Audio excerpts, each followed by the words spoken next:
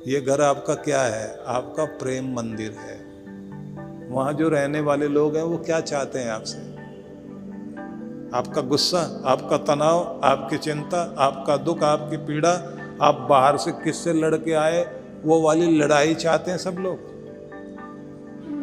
Mood खराब किए घूम रहे हैं, वो मूड लेके घर में अंदर प्रवेश करें।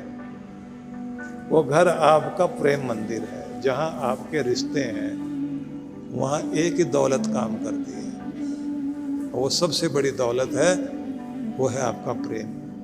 और जब ये प्रेम रहता है तो चाहे सुख है या दुख हो कम भी खा लेंगे, लेकिन जिस घर में बहुत प्रेम है वो हर हाल में खुश रहते हैं और मिल करके रहते हैं। आदमी कहता है कि कुछ भी हो, हम जो है ना रुपए पैसे से अमीर नहीं, लेकिन दिल से तो अमीर हैं। हमारे रिश्ते बहुत अच्छे हैं, हम आपस में बहुत खुश हैं। हम लोग जो है जैसे कैसे भी अपना घर अच्छे से चला रहे हैं, क्योंकि हमारे घर में प्रेम है। जहाँ प्रेम है वहाँ संगठन भी है, वहाँ एकता भी है। जहाँ प्रेम है वहाँ बर्दाश्त भी है, और जहाँ प्रेम है वहाँ सैक्रिफाइस भी है। एक दूसरे के लिए कुर्बानियाँ देते हैं लोग कि नहीं ये ठीक रहे, मैं नहीं, मेरी क्या बात है। तो उस घर में प्रवेश करते समय अपने घर में मन में भाव रखें कि मेरा घर मेरा प्रेम मंदिर है। और ये एक तरह का अफर्मेशन है जो आदमी को दोहरानी चाहिए। मेरा घर प्रेम मंदिर है, मैं अपने घर को स्वर्ग समझता हूँ, मैं अपने घर को स्वर्ग बनाना चाहता हूँ, ऐसा भाव रखना चाहिए। तो जब घर में प्रवेश करें तो बहुत प्रेम भरी दृष्टि से अपने घर को देखिए एक बार, और शांति प्रेम से ही बैल बजाओ। और कुछ लोग होते हैं 3-4 बार हाथ मारा और उसके बाद दरवाजा पीट दिया, और उसके बाद चिल्ला रहा खड़ा होकर के, कहाँ मर गए सब जा करके। और उधर से भी आवाज आ रही है, आ रहे हैं, कोई हवाई जहाज में बैठ के नहीं आ सकते, पैदल चल के ही आएंगे, खोलने वाले हैं दरवाजा। आते ही भिड़ गए दोनों के दोनों, दरवाजा खोला नहीं, और दोनों के कमाल के उत्तर देने वाले हैं। तो आप समझिए कि आप अपने घर में प्रेम लेकर प्रवेश करें।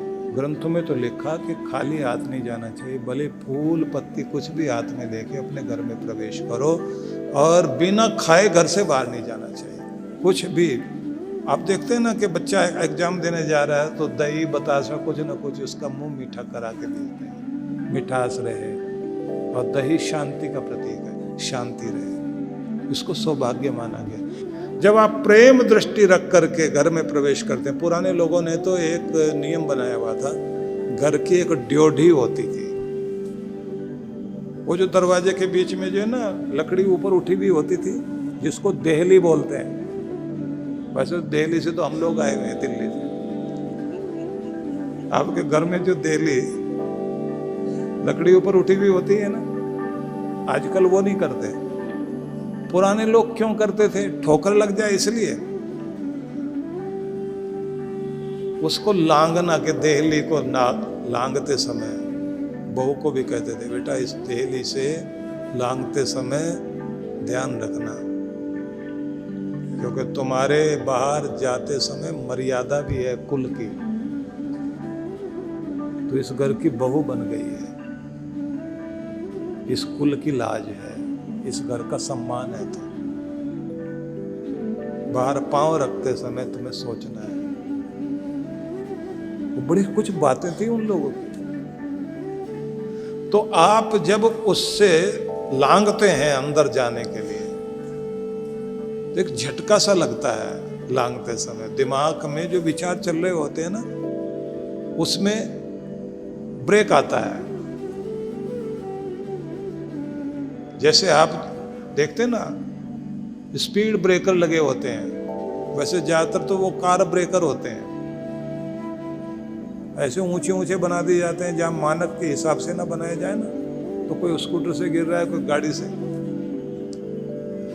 तो वो जो आपका एक बीच में विचारों का तारतम्य चल रहा था, आप घर में प्रवेश करते समय एक झटका लगता है। जैसे मंदिर का भी नियम है कि जब आप जा रहे हैं, मंदिर में पहुंचने से पहले घंटा बजाना, वो 6 सेकंड का समय होता है जब आपके विचार एक झटके में वहीं रुक जाते हैं और आखिरी की जो गूंज होती है, टन,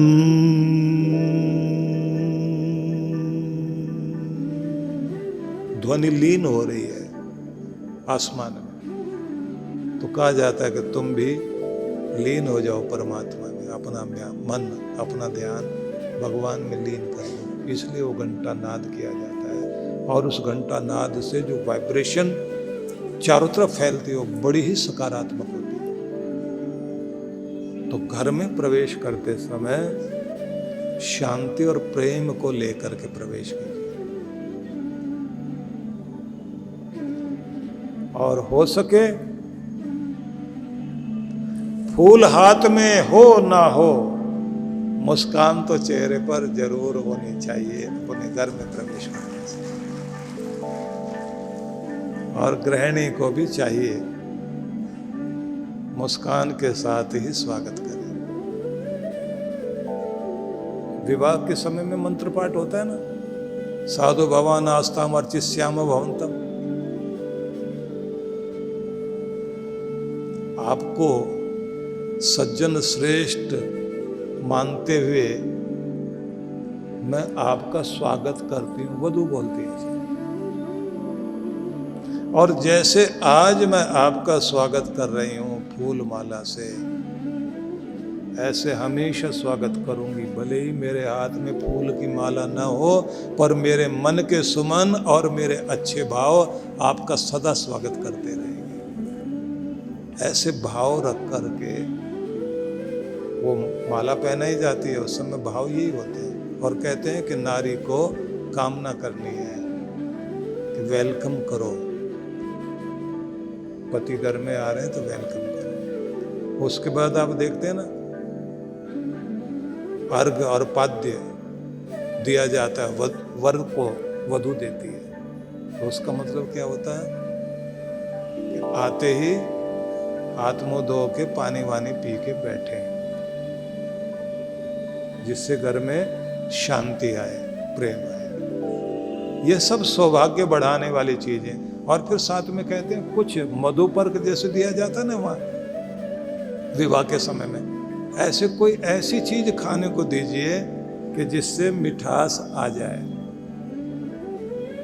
खाली पानी नहीं दिया जाता, कुछ साथ में दिया जाता।